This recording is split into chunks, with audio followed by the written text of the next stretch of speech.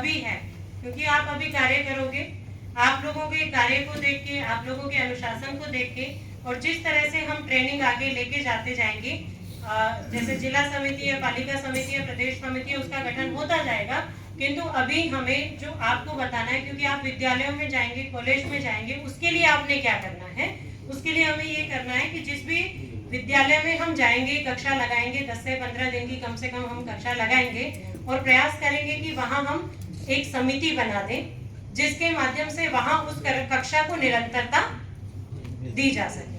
और मान लीजिए कोई एक कक्षा लगा रहा है, तो उस पालिका या वड़ा में आप 2-3 शिक्षक हैं, तो शनिवार में प्रयास कीजिए या शुक्रवार की सांझ में प्रयास कर सकते हैं कि 5-6 बजे उनको सामूहिक रूप से इकट्ठा करके आपने मंत्रोच्चारण किया, कुछ खेल आदि करवाए, या किसी विषयों पर आप चिंतन कर सकते हैं। आपके पास इतनी पुस्तकें दी गई हैं, युवा आह्वान में बहुत सारे विषय हैं, विचार क्रांति में बहुत सारे विषय हैं, जिनको आप एक एक को उठा करके चिंतन कर सकते हैं। बाकी आपकी उस स्थान विशेष की कोई ऐसा विषय है जिसपे आपको लगता है कि हमें इस दिशा में कार्य करना है, किसी को लगता है कि यहाँ नशा प्रभावित क्षेत्र है, हमें इस दिशा में कार्य करना है, किसी को लगता है कि हमारे इस क्षेत्र में स्ट्रेस, एंजाइटी, डिप्रेशन का प्रभाव बहुत बड़ा है, हमें इस दिशा में कार्य करना है, किसी को लगता है कि हमारे इस क्षेत्र में जो सामाजिक असमानता है या किसी विषय को लेकर के बहुत एक संघर्ष की स्थिति बनी रहती है, इसमें हमें कुछ करना चाहिए। आपको किसी को लगता है कि हाँ यहाँ बहुत बीमारी हो रही है, बहुत लोग बीमार है, इस क्षेत्र में मुझे कुछ करना चाहिए। किसी को लगता है कि हमें यहाँ के वातावरण को मतलब साफ सफाई के लिए कहीं मंदिर के आसपास या सार्वजनिक स्थानों पर कहीं कूड़ा करकट है या उसको लेकर के लगता है कि हमें इसकी सफाई करनी चाहिए, तो आप उन तरह के विषयों का भी चिंतन कर सकते हैं। और जैसे कोई भी महापुरुष है, जैसे भानुभक्त जयंती बनाते हैं, इसी तरह बहुत सारे महापुरुषों की जयंती मनाई जाती है या वो दिवस मनाए जाते हैं, तो ये दिवस मान लीजिए सप्ताह में किसी और दिन आया, सोमवार में आया, रविवार में आया, मंगलवार में आया, तब तो आप इकट्ठे हो नहीं सकते, किंतु उस दिन के उपलक्ष्य में आप कार्यक्रम शनिवार में 1 घंटा रख सकते हैं, जिसमें उस विषय से संबंधित विचारों को रखा जा सकता है। किंतु ये कब होगा? जब हमारा एक समूह होगा, उसकी एक व्यवस्था होगी, तो वो हम विद्यालय समिति किस तरह से बना सकते हैं कि विद्यालय समिति में एक अध्यक्ष रख दें और उपाध्यक्ष 1 से 3 रख दें और बाकी सदस्य हम रख दें। ठीक है, ये सदस्य 5 से 10 3 ही है, एक अध्यक्ष, 2 से 3 उपाध्यक्ष और 5 से 10। आप 5 भी सदस्य रख सकते हो, 6 भी रख सकते हो, 7 भी रख सकते हो, आप पर है। उपाध्यक्ष भी आप 1 भी रख सकते हो, 2 भी रख सकते हो। आपका लगता है कि बहुत सारे कार्य है, गतिविधि है, इसको ये वाला दायित्व देना, इससे ये वाला दायित्व देना, इससे ये वाला दायित्व देना, तो वो भी करवा सकते हो। ठीक है, स्पष्टता हो गई? तो ये विद्यालय समिति, इसको नोट कर लीजिए, एक अध्यक्ष, 1 से 3 उपाध्यक्ष और 5 से 10 सदस्य और एक सोशल मीडिया प्रमुख। पीडीएफ में पाइदैन, क्या यो हामीले पाउँदैनौ, पीडीएफ यो हामीले शेयर हुँदैन। पीडीएफ नहीं, आपके पास पुस्तक पहुंच जाएगी, पीडीएफ भी दे सकते हैं, पीडीएफ दे देते हैं, व्हाट्सएप ग्रुप में डाल देते हैं। अभी क्योंकि इसमें कुछ संशोधन होने थे, चर्चा करनी थी, तो वो चर्चा हो चुकी, जो बहुत 5-6 वर्षों से काम कर रहे हैं सबके साथ, तो हो सकता है कि पहले आएंगे, आपके यहाँ से आएंगे तो हम उनके हाथ भिजवा भी देंगे, बाकी आपको पीडीएफ दे देंगे। ठीक है, और हाँ, अभी आपको केवल विद्यालय समिति बनानी है और कोई समिति नहीं बनानी, क्योंकि ये जो संगठन है, ये मरने खटने वाला संगठन है, खटने वाला है ये कि इस भावना के साथ कि सर्वस्व आहूत करके, तो वो भावना, वो कार्य, वो अनुशासन जब दिखेगा, उस तरह से हम जब विद्यालय समितियां तैयार होंगी, हम नीचे से ऊपर की ओर बढ़ने वाले हैं, ऊपर से नीचे की ओर नहीं बढ़ेंगे। समझ में आया? अभी भी आप जिन लोगों को देख रहे थे, जो 5-6-7 लोग हैं, उन्हें कम से कम 6-6.5 साल हो गए कार्य करते हुए, किंतु इन्हें जो पद है, पद का की जो जिम्मेदारी है प्रॉपर रूप से, अभी तक ये सारे शिक्षक थे, किंतु इनमें से 2-3 को वो जिम्मेदारी 5-6 महीने पहले दी है। कितने महीने पहले? 5-6 महीने पहले, 6 महीने पहले दी गई है। तो और देखो, क्योंकि वो एक उसका अनुशासन है, उसी अनुशासन के हिसाब से हम चलेंगे। तो अभी आपको विद्यालय समिति का ये स्वरूप ध्यान में रखना है। बाकी जो बातें हैं उस पर हम समय आने पर बात करेंगे। और इतना नहीं है, सभी पदाधिकारी नहीं है, 2-3 पदाधिकारी हैं, 2-3 हमारे केवल शिक्षक हैं, किंतु आप देखोगे कहीं भी शिक्षकों का सम्मान सर्वोपरि है। वो ब्राह्मण का सम्मान नहीं है, शिक्षक का सम्मान है। तो आप में से बहुत सारों को हमें शिक्षक के रूप में तैयार करना है, और उस तरह से आप लेकर के चलिएगा इसको सकारात्मकता के साथ। विशेष सभी प्रदेश अध्यक्ष केंद्र में, जिला अध्यक्ष प्रदेश में, पालिका अध्यक्ष जिला समिति में पदेना सदस्य रहने, ये आगे की बात है, ये मैं अभी बातें नहीं करूंगी। आगे चलते हैं इस विषय पे।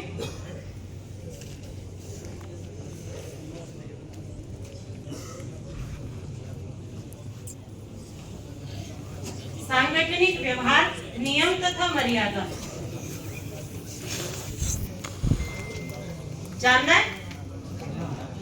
संबोधन। संगठन का जन्मदाता योग ऋषि परम पूज्य स्वामी जी महाराज तथा आचार्य तथा आयुर्वेद शिरोमणि परम श्रद्धेय आचार्य जी महाराज को संबोधन करने क्रमशः परम पूज्य स्वामी जी महाराज का परम श्रद्धेय आचार्य जी महाराज द्वारा संबोधन करीने छ। परम पूज्य स्वामी जी महाराज तथा परम श्रद्धेय आचार्य जी महाराज लाई संबोधन करता नाम उच्चारण करनो नहीं।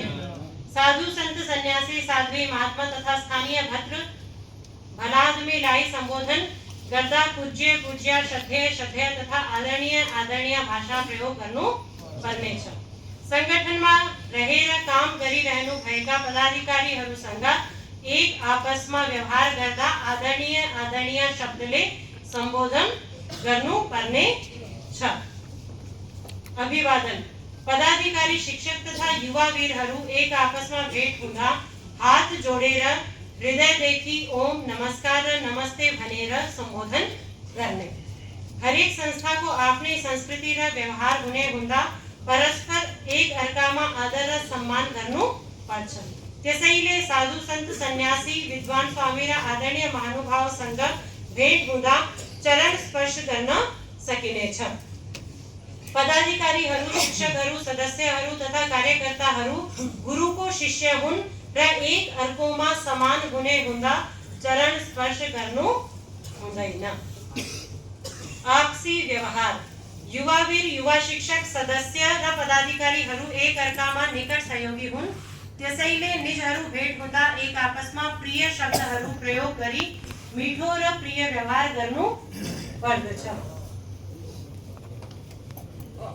पदाधिकारीहरूले आपस में तथा अन्य शिक्षक सदस्य र कार्यकर्ताहरूका साथमा व्यवहार गर्दा आदर सम्मान प्रेम सद्भाव राख्नु पर्दछ र कठोर शब्दहरू प्रयोग गर्नु हुँदैन। निर्देशनका क्रममा सधैँ मर्यादापूर्ण शब्दहरू प्रयोग गर्नु पर्दछ। कार्यक्रमको सफलताको यश सबैलाई समान रूपमा दिनु पर्दछ। उसमें ये नहीं कि कहना, कभी भी हम ये बात आगे आ भी जाएगी, चलो पूरा कर देते हैं। सबै शिक्षकहरू सदस्यहरू कार्यकर्ताहरूले पदाधिकारीहरू प्रति आफ्नो घरका सदस्यले जस्तै प्रेम आदर सम्मान र विश्वासको भाव राख्नु पर्दछ। संगठनका पदाधिकारीहरूले दिएको सुझाव र सल्लाहलाई उच्च सम्मान दिएर स्वीकार गर्नु पर्दछ र थप विवाद गर्नु हुँदैन। कुनै विषयमा फरक मत व्यक्त गर्दा मर्यादित रूपमा सम्बन्धित व्यक्तिसँग वार्ता गरी समाधान गर्नुपर्छ। संगठनमा बसेर काम गर्नेले संगठनको कर्तव्यलाई पूरा गर्नु राख्नु पर्दछ। मर्यादाको क्रममा विशेष निर्देशनहरू। ગુરુકો આદેશના નિર્દેશન યથાસંભવ પૂરા કરવું પડશે. વાણીના વ્યવહારને ગુરુકો હૃદયમાં ઠેસ પુર્યાવું ન હુંદઈના. સંગઠન को अस्मिताમાં હાનિને નુકસાની પુર્યાવને કોનઈ કાર્ય કરનું હુંદઈના. युवा नेपाल समिति ले आपनो कार्य गर्दा पूर्ण स्वतंत्रता का साथ तथा संस्था को अन्य समिति हरु प्रति आदर सम्मान राखी आपस में समन्वय गर्दै कार्य गर्नु पर्छ. संस्था शरीर जस्तै हो, शरीर में रक्त संचालन भय जस्तै संस्था में संवाद र संपर्क आवश्यक छ. त्यसर्थ सबै पदाधिकारीहरु र कार्यकर्ताहरु बीच निरंतर संपर्क र संवाद हुनु पर्दछ. कार्यक्षेत्र में संलग्न हामी सबै परम पूज्य स्वामी जी महाराज तथा परम सत्य आचार्य जी महाराज का अभिन्न अंग हो. हाम्रो व्यवहार ने संगठन को शाख र अस्मिता लाई प्रभाव पर्दछ. होगा हमारे स्वरूप में ही वो, ये कोई भी बोलेगा ये युवा नेपाल समिति वाले हैं, अच्छा करेंगे तो भी ये बोलेंगे, बुरा करेंगे तो भी.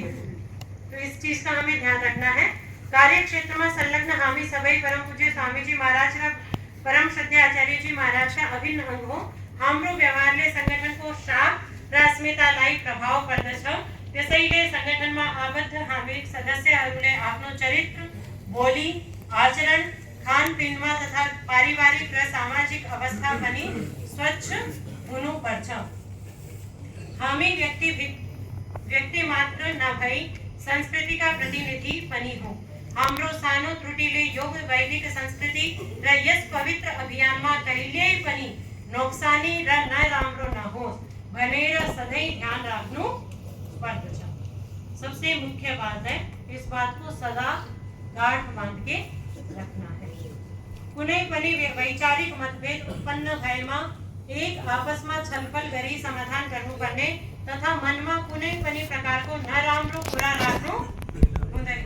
संगठन का संपूर्ण पदाधिकारीहरूले न्यूनतम दैनिक 1 घंटा अनिवार्य रूपमा कक्षा सञ्चालन गर्नु पर्दछ. आफूसँग भएको ऊर्जालाई 100% उपयोग गर्दै उत्पादक कार्यमा लगाई स्वधर्मको आचरण, राष्ट्र धर्म र सेवा कार्यमा लगाउनु पर्नेछ. संगठन भित्र महिला कार्यकर्ताहरू प्रति उच्च सम्मान भाव राख्नु पर्छ र हृदयदेखि मर्यादापूर्ण व्यवहार गर्नु पर्दछ. भाई बहनों के व्यवहार में सदा एक मर्यादा रहनी चाहिए, वो आप सबको पता है. संगठन को ढांचा अनुसार संपूर्ण सदस्यहरू बीच कार्य विभाजन गरी सामूहिक रूपमा कार्य गर्ने पद्धति अवलम्बन गर्नु पर्दछ. संगठन का कार्य तथा निर्देशनहरू संगठन का संपूर्ण सदस्यहरू समक्ष पुर्याउने गर्नु पर्दछ. सम्पूर्ण कार्यक्रमहरूमा अनुशासनलाई हरेक व्यक्तिले सर्वोपरि सबैभन्दा माथि राख्ने गर्नु पर्दछ. हरेक समयमा म शब्दको उच्चारण नगरी हामी शब्दको उच्चारण गर्नु पर्दछ. ऐसे नहीं कहना मैले यो कार्य गरे, मैले यो गरे, मैले यो, तो भन्ना मिल्दैन. हामीले यो गरे, हामीले यस्तो गरे, त्यस्तो गरे, ठुलो गरे, सानो गरे, जो जे पनि गरे हामीले, मैले गरे हैन. संगठनलाई अखण्ड बनाई राख्नका लागि आन्तरिक कुराहरू कहीं पनि बाहिर गर्नु हुँदैन. ध्यान से सुन लो. सेवा कार्यमा आफ्नो दायित्व अनुसार संवेदनशीलता, निर्भीकता, दूरदर्शिता, पराक्रमशीलता तथा विचारशीलता का साथ कार्य संपादन गर्नु. संस्थाको हितमा निर्णय लिँदा नकारात्मक विचारहरूबाट कति पनि प्रभावित नभई कुनै पनि प्रकारको विरोध वा आलोचनाबाट विचलित हुनु हुँदैन. संगठनमा धार्मिक विचारधाराका दुईवटा पक्ष छन्. एक सार्वभौमिकता र दोस्रो वैज्ञानिक. भिन्न भिन्न गुरु र परम्पराहरूलाई मान्दै धर्मको विज्ञान सम्मत परम्पराहरूको पक्ष पोषण गर्नु पर्दछ. धार्मिक अंधविश्वास, बलि प्रथा, दाइजो प्रथा, चमत्कार, जादूटोना, भूत प्रेत आदि स्वार्थ तथा ज्ञानमा आधारित अवैज्ञानिक व्यवहारलाई समर्थन गर्नु हुँदैन. हामी धर्मका उपासक हौं, भ्रम र धर्मान्धताका समर्थक होइन. व्यक्तिगत जीवनमा सदैव चारित्रिक आचरणको पालना गर्दै स्वकर्तव्यको भूमिका निर्वाह गर्नु पर्दछ. कहीं कहिले पनि झूठ, दुराचार, मद्यपान, धूम्रपान, मांसाहार, भ्रष्टाचार जस्तो आचरणलाई જીવનમાં कुनै पनि स्थान दिनु हुँदैन। संगठन में अब इसमें ये नहीं करना कि जो मांसू खाते हैं या शराब पीते हैं उनको हमें कुछ सिखाना ही नहीं है, उनके पास जाना है, उनको जोड़ना है। ये पदाधिकारियों के स्तर की बात हो रही है, ये शिक्षकों के स्तर की बात हो रही है। और आप में से आशा है कि आप में से सब जाकर के शिक्षक बनेंगे और जरूर बनेंगे। हम कार्यकर्ता अच्छे कार्यकर्ता बने, इसलिए आपको ये बातें बताई जा रही हैं।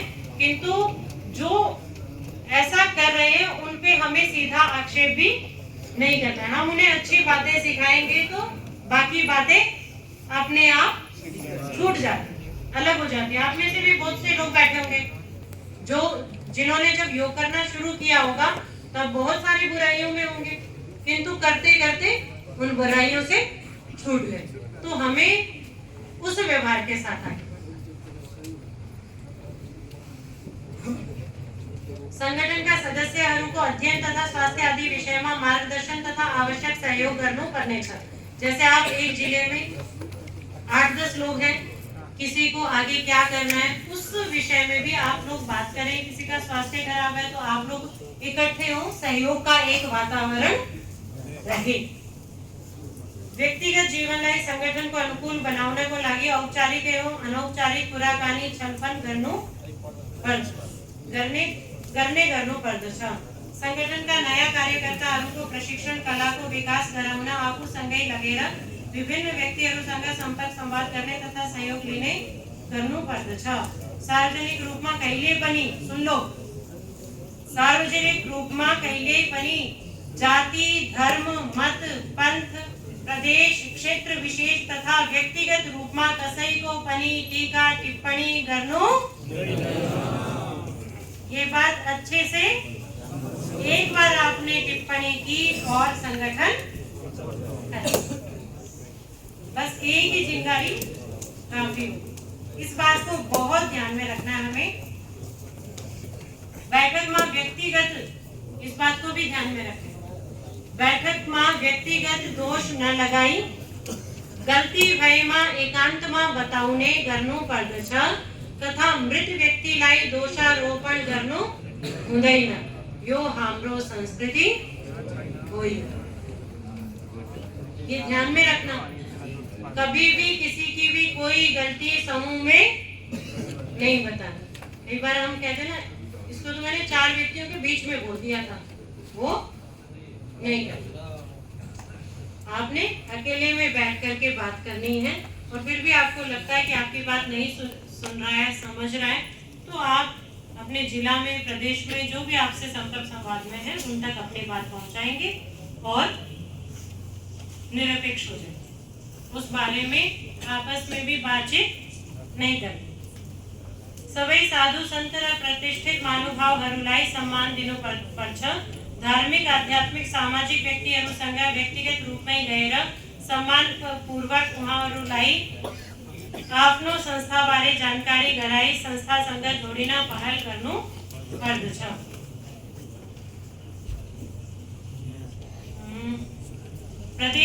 प्रदेश क्षेत्र तथा जाति का नाम में विवाद को स्थिति आउन दिनु हुँदैन। विरोध प्रदर्शन तथा शोभा यात्रा जुलूसहरू को आयोजना मुख्यालय को स्पष्ट निर्देशन प्राप्त भएमा यात्रा मात्र गर्नु पर्दछ। समझ में आया? ऐसा नहीं है कि किसी के विरोध में हम झंडा उठा के चल पड़े, क्योंकि ये राजनीतिक संगठन नहीं है। इसलिए हमें किसी विशेष मुद्दे पे, जैसे शोभा यात्राएं सामान्य रूप से कि हम नशे के विरोध में कुछ कर रहे हैं या प्रकृति के सपोर्ट में कि इसका संरक्षण किया जाए, वो कुछ सामान्य चीजें वो हम कर सकते हैं। किंतु किसी मुद्दे विशेष को लेकर के जो भी आंदोलन या चीजें हैं वो हम संगठन के माध्यम से विशेष निर्देशन होने पर ही करेंगे। ठीक है? सभी जिला को ईमेल ठेगाना होनु आवश्यक छ। प्रदेश अध्यक्षले आफ्नो जिल्लाको इमेल आईडी केन्द्रीय कार्यालयमा पठाउनु पर्ने छ। मुख्यालय र केन्द्रीय कार्यालयबाट सबै पत्र इमेल द्वारा आदान प्रदान गरिनेछ। जिल्ला अध्यक्षले पालिका स्तरसम्मका पदाधिकारीहरूको इमेल आईडी को विवरण राख्नु पर्दछ। स्थानीय स्तर का पूर्णकालीन सेवा दिने साधकलाई कार्यालय प्रमुख बनाउने गर्नु पर्दछ। विवादित वा सांप्रदायिक विषयहरूमा कुनै पदाधिकारी कार्यकर्ताले सार्वजनिक रूपमा केही पनि व्यक्तिगत राय वा टिप्पणी राख्नु हुँदैन। सञ्चार क्षेत्रसँग कहिल्यै पनि विवाद गर्नु हुँदैन। सञ्चार क्षेत्रलाई शक्तिको रूपमा बुझेर समन्वय गर्नु पर्छ। सारी समझदारी की बात है। संपूर्ण संगठनमा मुख्यालयबाट प्राप्त नाराहरू एकै प्रकारले राख्नु पर्दछ। भिन्न विचार राख्ने र संगठनको कार्यहरूमा बाधा उत्पन्न गर्ने व्यक्तिहरूसँग कुनै पनि विषयमा बहस नगरी उनीहरूलाई प्रेमपूर्वक आफ्नो विचारधारा अनुकूल बनाउने प्रयास गर्नु पर्दछ। अभी कोई किसी विषय में बुरा बोले, सुनेंगे, होगी बातें, किंतु उससे झगड़ा नहीं करना। उस स्थान को आप छोड़ दो, प्रेम से समझाने का प्रयास करना है। और बात आपको लगे बिगड़ रही है तो झगड़े में नहीं पड़। हाम्रो सनातन संस्कृतिमा पूजा पद्धति फरक हुन सक्दछ।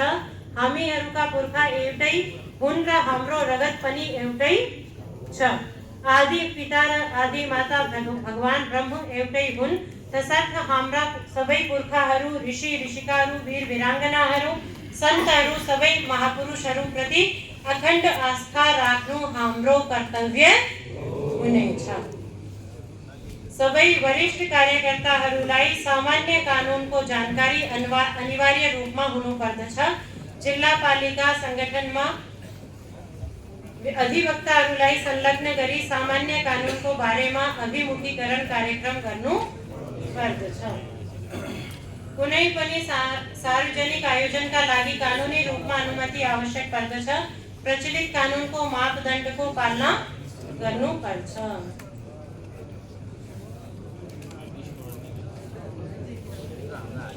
प्रवास नियम देख लो, इसमें कुछ कुछ मुख्य बातें हैं, वो मैं बता देती हूँ।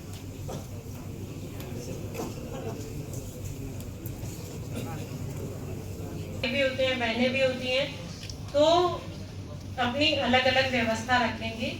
यदि किसी परिवार में हम जा रहे हैं, वहाँ अकेली बहन है, तो कोई भी भाई वहाँ उस घर में नहीं जाएगा। इस व्यवहार का हमेशा ध्यान रखना और इस विषय में अपनी मर्यादा को 100% बना के रखना।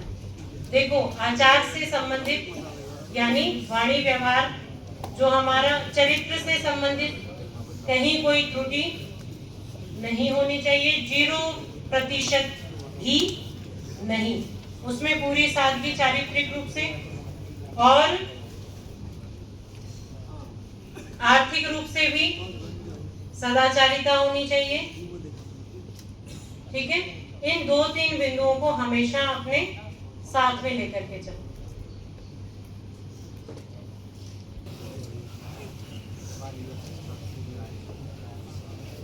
दैनिक कक्षा युवा नेपाल समिति को शक्ति हो, संगठन को माध्यमबाट जुन उद्देश्य प्राप्त गरेर हामी सक्षम नेपाल को निर्माण गर्न चाहन्छौं, त्यसको मूल नै यो कक्षा हो। नियमित युवा कक्षा को संचालन युवा नेपाल समिति द्वारा प्रमाणित युवा वीर नायक शिक्षक द्वारा नहीं हुनुपर्ने छ। समझ में आया कि दैनिक कक्षा का संचालन युवा वीर भी कर सकते हैं, युवा नायक भी कर सकते हैं और युवा शिक्षक इन्हीं के द्वारा होगी। पतंजलि योगपीठ अंतर्गत संचालित केन्द्र पूर्ण रूपमा निशुल्क हुन्छन्। त्यस कारण प्रयास गरेर भए पनि यस्तो स्थानको चयन गर्नु पर्दछ जहाँ दैनिक कक्षा सञ्चालन गर्दा शुल्क दिनु नपरोस्। यदि निशुल्क स्थान पाउन सकिएन भने मात्र वीर युवाहरूको सहमतिले स्थानको व्यवस्थाका लागि दान लिन सकिनेछ। पर उसमें बहुत पारदर्शिता रहनी है, उसमें कहीं कोई इधर उधर कुछ करने का वो नहीं। दैनिक कक्षा में एक बंदा बढ़ी शिक्षक भएमा फरक दिनमा आलो पालो गरी कक्षा सञ्चालन गर्ने, जसले गर्दा सबै युवा वीर नायक शिक्षक को कक्षा सञ्चालन सामर्थ्य एवं नेतृत्व विकास हुन्छ। दैनिक कक्षाका युवा बालहरूसँग आफ्नो परिवारका सदस्यहरू जस्तै अत्यन्त प्रेम र सम्मानको भाव राख्ने, कहिले पनि विवादास्पद जातिवाद तथा स्थानवादमा टीका टिप्पणी न करने। समझ में आया? युवाहरूका शारीरिक एवं मानसिक अवस्थालाई बुझेर हेरेर अभ्यास गराउने, गुरुवर्गद्वारा प्राप्त सन्देश सधैँ युवाहरूलाई बाँड्ने वा सुनाउने, केन्द्रीय कार्यालयबाट निर्दिष्ट सन्देश आफ्नो दैनिक कक्षामा सबै युवाहरूसँग साझा गर्ने। स्थानमा स्थापना दिवस, रामनवमी, जडीबूटी दिवस, गुरु पूर्णिमा, अंतर्राष्ट्रीय राष्ट्रीय योग दिवस आदि अवसरमा अथवा केन्द्रीय कार्यालयबाट निर्दिष्ट विशिष्ट अवसरमा दैनिक कक्षामा कार्यक्रम आयोजना गर्ने। युवा नेपाल समितिको प्रोटोकॉल अनुसार दैनिक कक्षामा योगाभ्यास गराउने।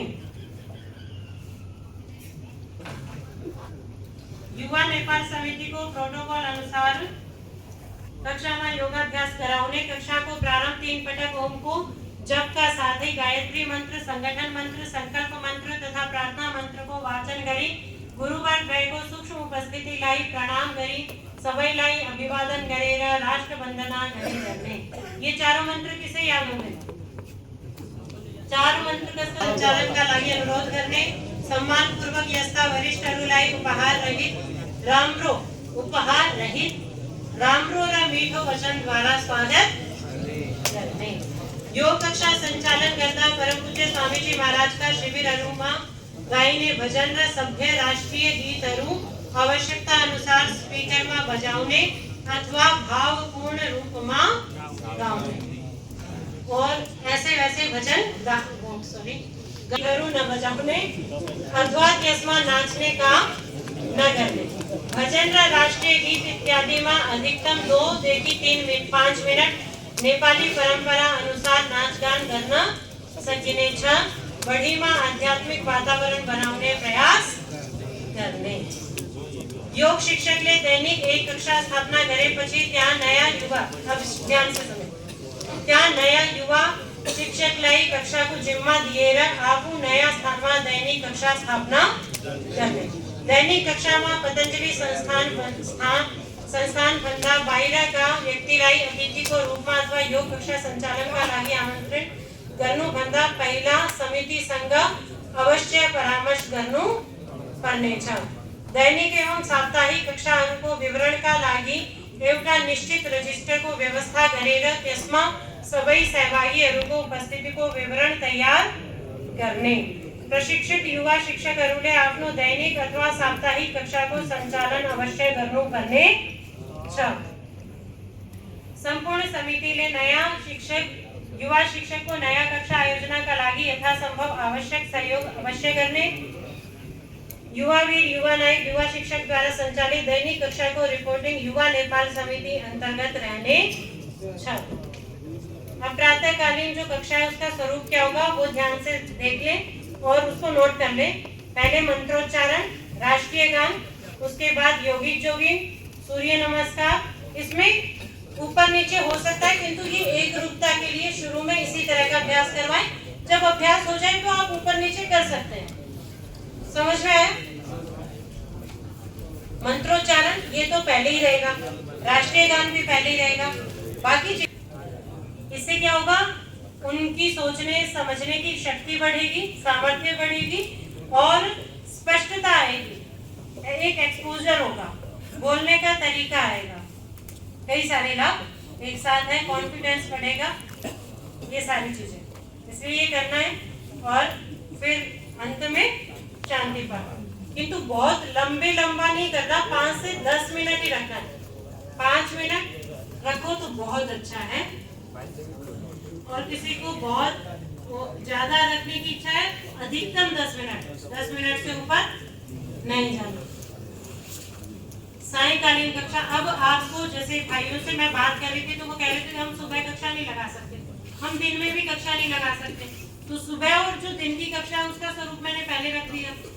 इसमें एक चीज और करनी है, जो पाठ्यक्रम में आसन वगैरह हैं उनका भी समावेश करना है। ठीक है, इसको नोट कर लीजिए। जो पाठ्यक्रम में उसमें उसको आप समावेशित कर लीजिए। करवाते रहते वो सीख लो, वो आप करवाते रहो, क्योंकि जब तक आपकी जो कक्षा है वो अट्रैक्टिव नहीं होगी तब तक आपसे लोग नहीं जुड़े।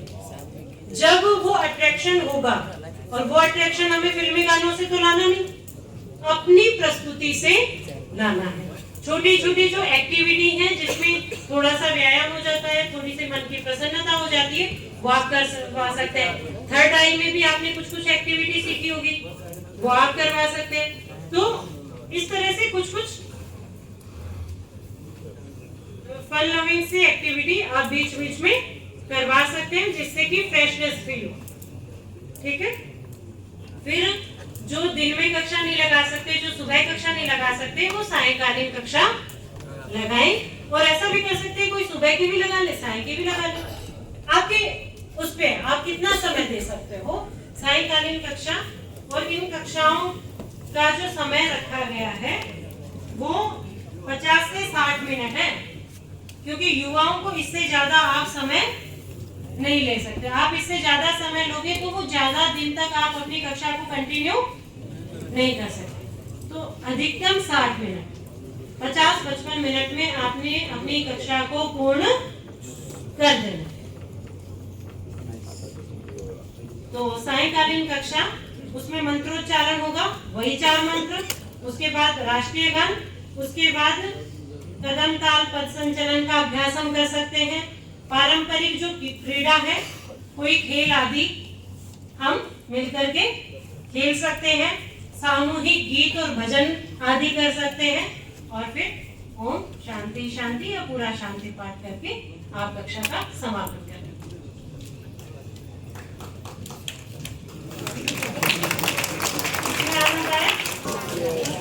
इंटरेस्टिंग लगी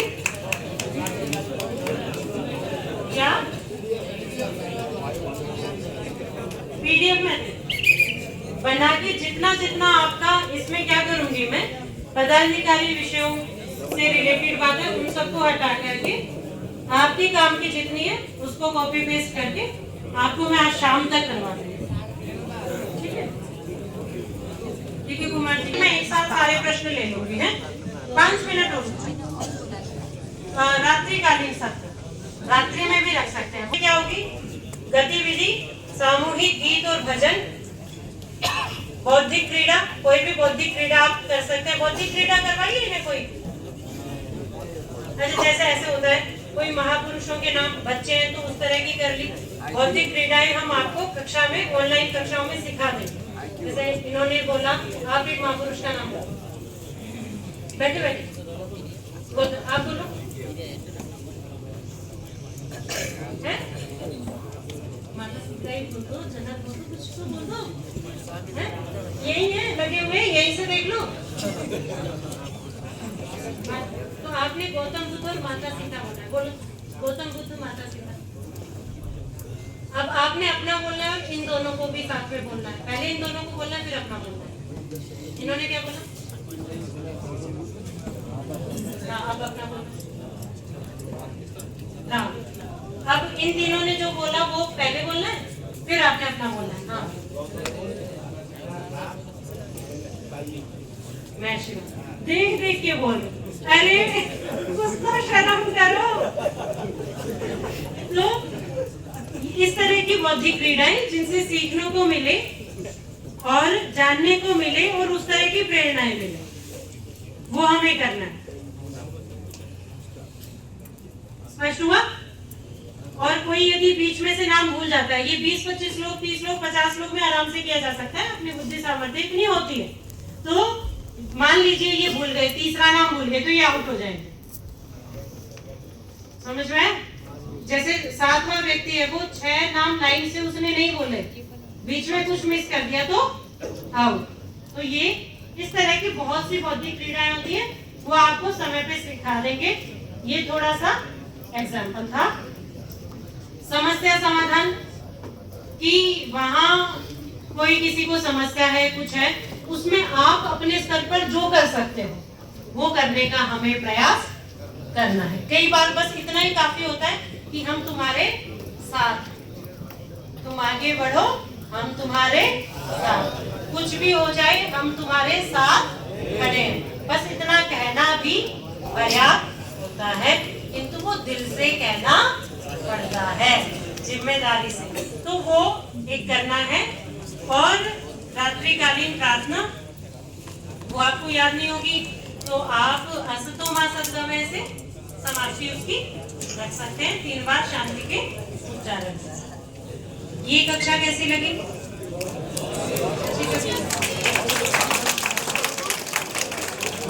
सबसे अच्छी सायकालीन वाली लगी है। चलिए अन्य गतिविधि और क्या क्या गतिविधियों का हम आयोजन कर सकते हैं 2 मिनट और मासिक गतिविधि की 1 महीने में जो 1 या 2 बार होगी वो है पूर्णिमा और अमावस्या में बौद्धिक सत्र का आयोजन हम रख सकते हैं। त्रैमासिक गतिविधि में आवासीय शिविर जन जागरण या आप लोग सुनिए। चलिए अर्धवार्षिक गतिविधियों में यज्ञ प्रशिक्षण की साल में कम से कम 2-3 बार हम कर सकते हैं। यज्ञ प्रशिक्षण कर सकते हैं, वृक्षारोपण कर सकते हैं, स्वच्छता अभियान कर सकते हैं। वार्षिक गतिविधि में कोई सेमिनार रख सकते हैं जो कॉलेजेस में पढ़ रहे कह रहे थे हम काठमांडू जाएंगे, है ना, तो हम कोई कहीं भी यूनिवर्सिटीज में पढ़ रहे हैं, कहीं भी आप शिक्षक लोग हैं, किसी विषय पर हम अच्छे स्तर का सेमिनार रख सकते हैं। राष्ट्रीय सेमिनार, अंतरराष्ट्रीय सेमिनार, कार्यशाला, सामूहिक पथ संचलन। हाँ, अब आती हूँ विशेष दिवस अरुमा आयोजित होने गतिविधि अरु महापुरुष को जयंती जो मैंने आपको बताया। अंतरराष्ट्रीय राष्ट्रीय दिवस में व्याख्यान माला को आयोजना 4 पर्व में कि जैसे मान लीजिए होली आया, होली हमें कैसे मनाना चाहिए, रक्षाबंधन आया, क्यों मनाते हैं हम, उसके पीछे का इतिहास, अब क्या विकृतियां आ गई हैं, हमें क्या ध्यान देना है, हमें कैसे बनाना और मिलकर बना भी, ठीक है। तो ये चीज और उसी दिन करना जरूरी नहीं है, आप 3 दिन 4 दिन 5 दिन आगे भी कर सकते हैं, 3 दिन 4 दिन 5 दिन बाद भी कर सकते हैं, जब आपके अनुकूलता है। किंतु उससे क्या होता है, एक जागरूकता बनती है। प्रतियोगिता की आयोजना हम कर सकते हैं, जो जिला स्तर वाले हैं, प्रदेश स्तर वाले हैं, वो इसको ध्यान से सुने। और स्कूल में भी जो कार्यक्रम कर रहे हैं वो भी इसको कर सकते हैं। एकल गीत प्रतियोगिता कर सकते हैं, समूह गीत प्रतियोगिता कर सकते हैं, श्लोक गायन कर सकते हैं, नाटक कर सकते हैं, भाषण कर सकते हैं, भाषण प्रतियोगिता, निबंध प्रतियोगिता, संस्कृति परिचय प्रश्नोत्तर प्रतियोगिता, योगासन प्रतियोगिता और इंटर स्कूल कंपटीशन खेल के क्षेत्र में भी हो सकता है। आपातकालीन सेवा जैसे अभी पीछे कहाँ भूकंप आया था, अभी पीछे बाढ़ी आई थी, तो हमारी युवा नेपाल समिति, पतंजलि योग समिति, महिला पतंजलि योग समिति, पूरा संगठन लगा था सेवा कार्य को करने में। तो इसी तरह से पीछे जाजरकोट में भूकंप आया था, तो वहां 10-15 दिन सब लोग रहे थे, अपना तंबू वंबू गाड़ के और सेवा का कार्य किया था। तो इस तरह का जहाँ भी कोई ऐसी परिस्थिति आती है तो उसके लिए आपने तैयार रहना है, समय निकालना है, ये हमारा कर्तव्य है। कोई राष्ट्रीय संकट ऐसा हो, भगवान करे ना आए, ये दोनों ही चीजें कभी ना हो, किंतु कभी ऐसी परिस्थिति आती है तो उसके लिए हमें तैयार रहना है। अब इसको यही विराम देती हूँ। अब आपके कोई भी प्रश्न है तो आप रख सकते हैं, पर थोड़ा जल्दी रखिएगा क्योंकि आपके एग्जाम भी करवाने हैं।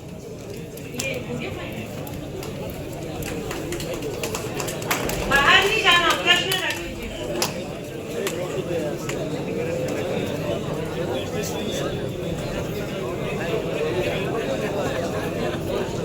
विद्यार्थी बीच चाहिँ मनमुटाव निम्त्याउने आफ्नो कार्यक्रमहरूमा झगडाहरू हुनेदेखि लिएर चाहिँ प्यारेन्ट अर्गनाइजेसन पनि हाबी हुने गरेको छ हाम्रो संस्थाहरूमा, सांस्कृतिक सामाजिक संस्थाहरूमा पनि। अनि त्यो बाहिर